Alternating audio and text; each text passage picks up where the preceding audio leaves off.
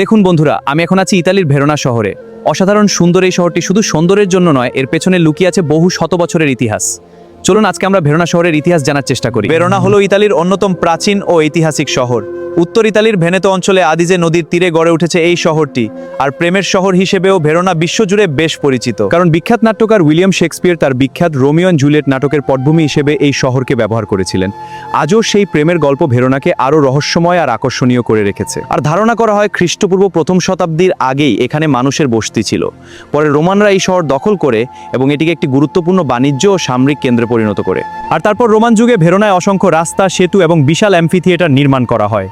এর মধ্যে সবচেয়ে বিখ্যাত স্থাপনাগুলোর একটি হলো ভেরোনা আরেনা, যা আজও ইতিহাসের সাক্ষী হয়ে দাঁড়িয়ে আছে। এই বিশাল রোমান অ্যাম্ফিথিয়েটারটি আজও কনসার্ট ও অপেরা অনুষ্ঠানের জন্য ব্যবহার করা হয়।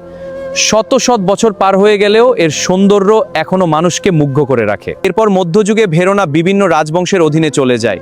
বিশেষ করে স্ক্যালিগার ফ্যামিলি এই শহরকে শক্তিশালী ও সমৃদ্ধ করে তোলে, আর তারা অনেক দুর্গ ও টাওয়ার নির্মাণ করেছিল। এই সময়ে শহরটি শিল্প, সাহিত্য, বাণিজ্যের জন্য বিখ্যাত হয়ে ওঠে।